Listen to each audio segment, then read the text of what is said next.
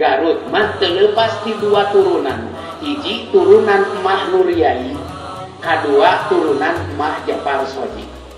Ari Mah Nuryai teh eta teh putrana Mah Kosim, Mah Kosim putrana Mah Patah, Mah Patah putrana Eyang Tanjung Singuru anu aya di Samarang. Eyang Tanjung Singuru guruna Eyang Muhammad Fakih.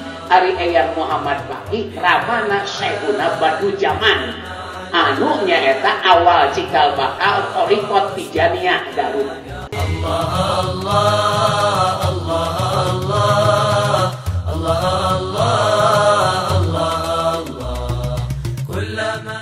Terus sabab sakitu hapuntenna anu kasuhun tina sagala rupi kakirangan simkuring nanging bieu simkuring teh rada ngobrol sareng aceng cing apa teh di mana cenah nu apal mati ditu we cenah aya Siliwangian. Lamun gitu mah cekeng dulur jeung urang Limangan kene sabab Limangan teh ceng pusatna teh Sunan Rumenggong nya jenenganana Raden Prabu Wijaya Kusuma gaduh putra dua ieu mah saeutik heula nya ngarah apal sejarah nyaeta hiji Prabu Mundingwangi kadua Ratu Buniwangi. Ratu Buniwangi ditikah ku Prabu Siliwangi alias Pamanarasa alias Prabu Dewa Wisesa nu ngabahu denda nu gaduh nyaeta naon kerajaan di Bogor.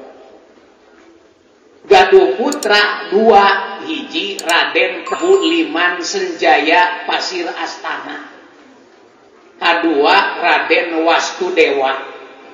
Raden Liman Senjaya gaduh putra nu cikal we heula da seueur putra nama nyaeta Prabu Cakrawati anu makamna di Cipicung Jabal Cibatu. Ya. Tah Prabu Cakrawati gaduh putra di tidinya teh gaduh putu nu disebat nyaeta anu disebat Sunan Paliditu Cikelepu.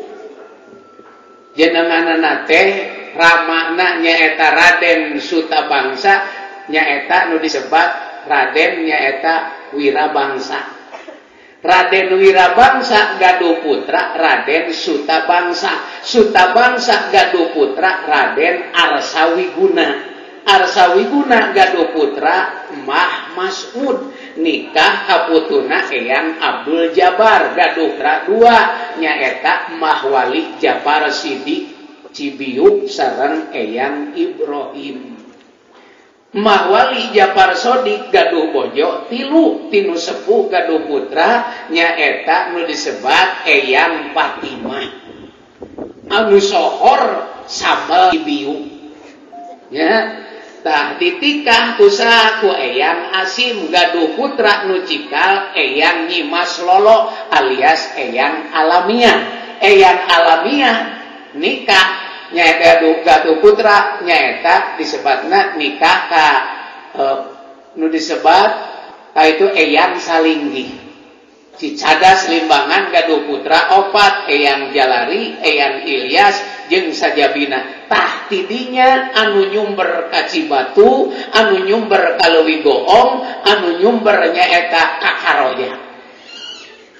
Jadi tidinya nu nyumberna teh. Jadi urang teh turunan Maung. Ngan disebut dua kali mah goreng aden-aden mah.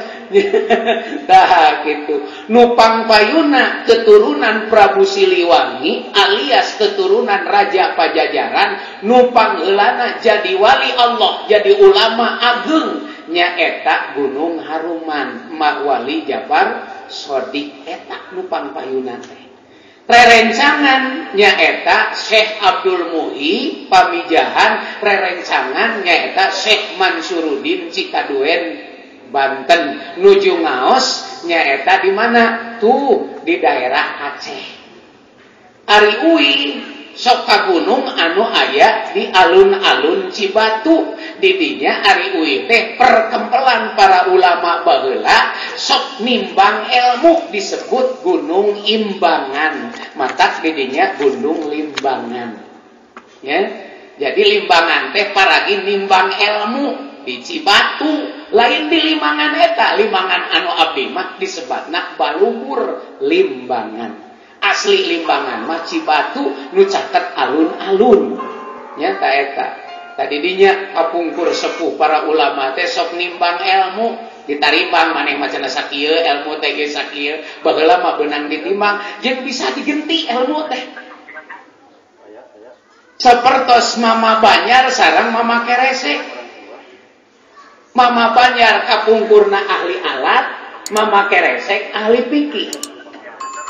Kusabab tos lami nganggo eta ilmu cenah ieu rada geus lila cenah make ilmu teh bake bosen cing hilian, dihiliane sasalaman tukeurkeun jadi we. Nepi ka ayeuna Banyar jadi pikir, Keresek jadi alat. Padahal aslina ilmu pikir teh Keresek. Sabab kapungkur opat santri punten. Nu nyong colang teh murid pangersa ajengan nyaeta Sobari pasantren Cilimus Kuningan anu disebat Kampung Ciwedus. Ya. Opat santri anu sohor ajengan Keresek, ajengan Banyar, ajengan Gudang Tasik, ajengan Cimangu Tasik. Guruna nyaeta Mama Gentur Cianjur. Adanya Mama Gentur teh murid Cimangu Tasik. Ari Cimangu teh rerencangan Keresek nyaeta Kiai Haji Muhammad Tobri. Tah eta. Jadi Kiai Haji Muhammad Tobri kapungkur ngaos di Kuningan Kiai Haji Muhammad Sobari. Kiai Muhammad Sobari ngaosna di Bangka. Pangna disebut ajengan Ciwedus, anjeunna mah ti mimiti masantren nepi ka balikna teu pernah muka kitab salamar-lamar acan jeung teu pernah maca bismillah sakali-kali acan ku ajengan langsung dipiwara ngangon domba 12 tahun. Di leuweung. Maka kieu ka santri ieu saeutik ieu dibere lamun hikmah ka kiai sanajan ngedul ngaji bakal gede barokah. Sabab tinggal dina kitab Jawahirur Rabbaniyah dijelaskeun sing saha santri nu ngahodaman ulama 7 tahun min ahlilah. Langsung. Si Wedus teh jenenganana ajengan Sobari. Sumping ka itu ka Bangkalan, ai ku ajengan teh ujang macenangan mondoma we jing sing lalintu. Teu nyebut balik mun geus ngangon 12 tahun di leuweung teu balik-balik. Di Kuningan teh sumping badai nyana eta putra sabab masyarakat butuh ku ilmu, butuh ku agama ngabring ka itu. Ari ditanyakeun teh ka santrina, can teu aya dina indukna teh. Udah can katuliskeun atuh. Diteteangan beungeut jelema eta eueuh atuh ajengan teh bingung, Pak. Jajengan di mana atuh? Palan siang sanes ka dieu ngaosna ieu sunuhun pangarsapan abdi nu jajabna ge. Cenah ari eueuh na teh kantos lami gebek teh mut. Ah, siapa lang siang nu dititah ngangon ku ai. Ai ditean teh nya apa? Tah ieu cenah mama pun anak teh. Aduh. Jangan sok ngaji tara. Tara teh dipiwara ngaos rupana. Ai kami piwaran teh mun piwara ngangon we. Sok balik tara. Nah, kapan mama miwarang ngangon domba sing lalintuh henteu sugan tos ngangon uing. Atuh di mana cicing? Nyaung-nyaung we abdi di leuweung. Eta dahar naon nu aya di leuweung. Sabaraha tahun ujang ngangon? 12 tahun manawi dina eta aduh si ampun ngaji mah sapina sisi waina mah bingung nengah heulang. Ajengan ge jelema sarua we bingung. Ya. Ada bisi ajengan murukan teboga kabingung loba kasusah ajengan mah. Ya. Kanggo akhirna tilu dinten we keputusan wayahna tong aruy antosan til wengi.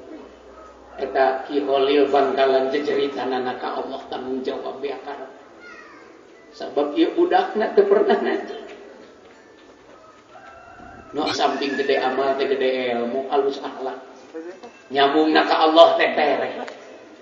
Matak saur guru simkuring anu di Banjarmasin Kiai Jainuddin Sahbana saur anjeunna jangan heran Kiai, ulama waktu dulu kitabnya sedikit mau ilmu apa. Beliau itu bisa semua. Karena apa? Karena beliau lebih dekat kepada yang punya ilmu, kepada Allah.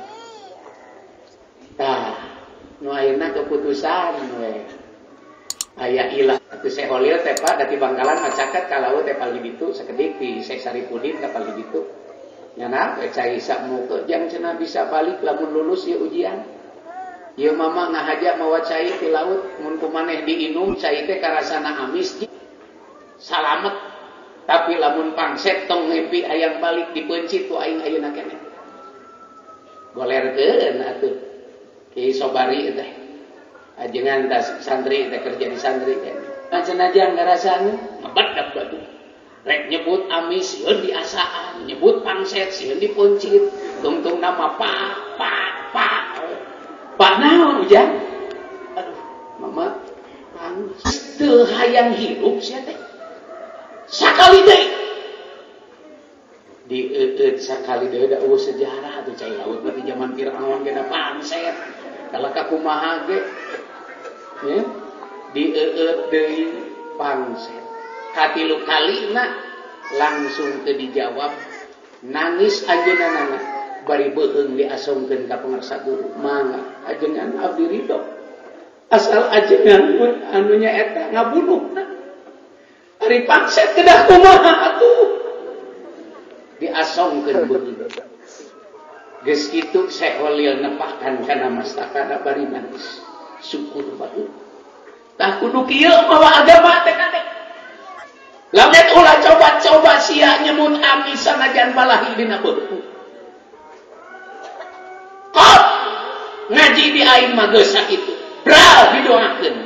Salamet ngan pangset we jeung amis saktina hidmah ka guru 12 tahun teu pernah codeka nu akhirna ku Allah diwaris ilmu anu luar biasa manfaatna siga kumaha genyeleungna Banjar siga kumaha genyeleungna Cimangu jeung Kudan Tasik siga kumaha sohorna keresek nepi ka ayeuna eta teh tina barokah jalmi nu hidmah kanu jadi guru. Sedengkeun dina hidmah ka guru teh teu cukup ka guru unggul kirihi tauqiru auladihi saur Syekh Jarmuji tah dina taklim manawi tina sebagian ngamulyakeun guru teh kudu sanggup ngamulyakeun turunanana pangersa almarhum parantos teu aya guru urang sadayana nu ngabimbing nu ngabina nu ngawawukeun urang kana tahajud nu ngawawukeun urang kana hajat nu ngawawukeun kana wudu ieu bala putra turunanna masih keneh aya terutami ibu masih keneh aya sabab bakal kahalangan sanajan pinter siga kumaha saeutik ke urang codeka anu janten goh bakal dituntut dilaan barokahna. Eta ngait meubeut meulit dina agama mariweuhna teh. Beda jeung di sakola, asal boga duit teh sakola mah 70 juta jadi S2. Teu kudu kuliah, hayang S panjang mah geus we ulin di Cibatu jadi SS.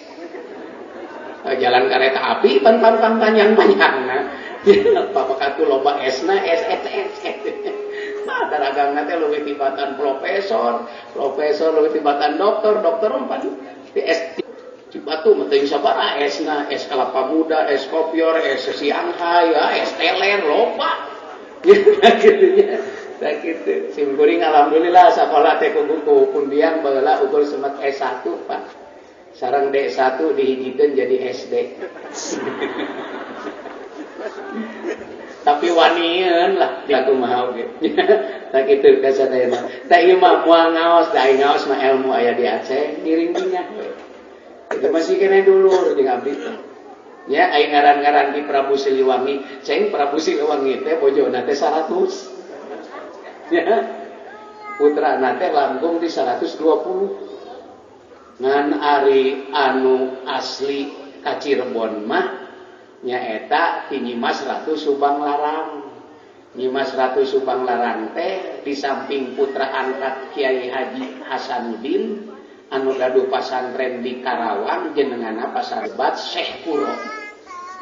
Ya, ditikah ku Prabu Siliwangi gaduh putra 3, Umsang kadua Rara Santang katilu Raden Kian Santang anu aya di Godog Garut. nya Nyimas Ratu Rara Santang ditikah ku Syekh Syarif Abdullah Raja Mesir keturunan ke-12 ti Rasul. Gaduh putra 2, hiji Syekh Syarif Hidayatullah Sunan Gunung Jati, kadua raina Syekh Nurullah anu neraskeun kerajaan di Mesir. Tah nu ti Cirebon mah tidinya, lamun Limangan mah ti Nyimas Ratu Buniwangi. Ditikah ku Prabu Siliwangi, gaduh putra 2, nyaeta Raden Liman Senjaya sareng Raden Wastudewa. Liman Senjaya gaduh putra nyaeta Raden Prabu Cakrawati, gaduh putra Jaya Kusuma. Tuh gaduh deui putra kitu-kitu wirabangsa, gaduh putra deui nepikeun kayak jadi ulama ageng. Tapi dinya Garut mah teu leupas ti 2 turunan, hiji turunan Emah Nuryai, kadua turunan Emah Japar Sodi. Ari Emah Nuryai teh eta teh putrana Emah Qasim, Emah Qasim putrana Emah Patah, Emah Patah putrana Eyang Tanjung Singuru anu aya di Samarang. Eyang Tanjung Singuru guruna Eyang Muhammad Pakih. Ari Eyang Muhammad Pakih ramana Syekhuna Badrujaman anu nyaeta awal cikal bakal Thariqat Tijaniyah Garut. Nya tah eta teh naon putuna Emah Daka Balerante, putuna Syekh Syarif Hidayatullah. Jadi si horeng nu marawa agama di Indonesia teh kabeh ge eueuh anu kotopelo. Dibuka ku simkuring sejarah kabeh ge bijil tina rahim Siti Khadijah. Ada ieu.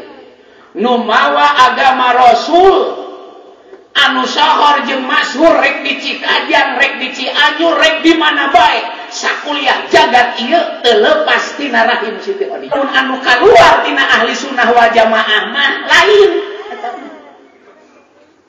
Ade ieu.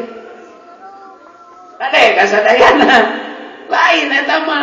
Jadi aya mah hiwal ti dituna nya tina saturunan ge sok aya nu diasingkeun eta teh si mah kieu cenah lengkah. Geus kitu nyingkah.